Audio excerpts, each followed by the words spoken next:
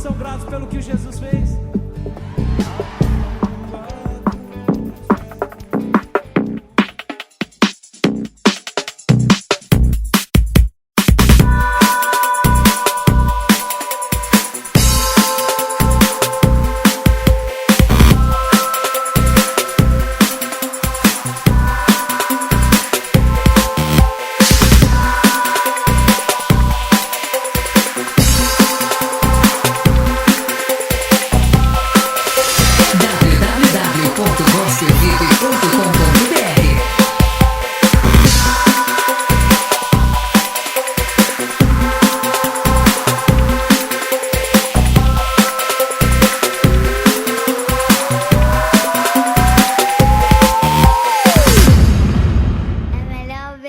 Do que sacrificar.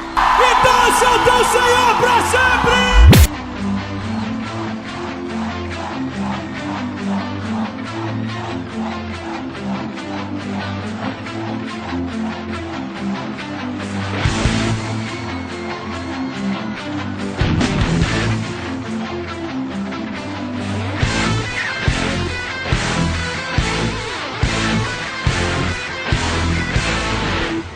Há um rio cujas águas são limpas, há um rio cujas fontes não cessam, há um rio que corre do trono de Deus. Há um rio que desceu de sua glória, há um rio que morreu numa cruz, mas esse rio ao terceiro dia ressuscitou. Eu vou mergulhar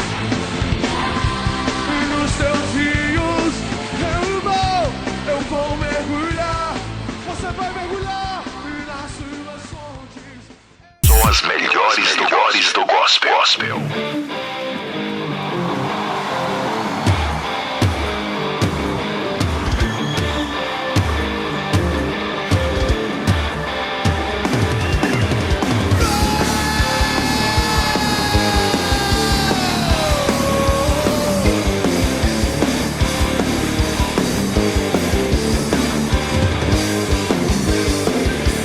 Novo caminho para andar, um novo sonho pra sonhar.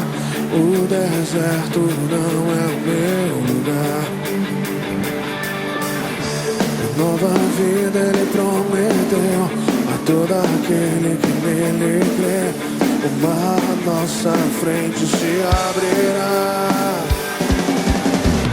Nova criatura só vai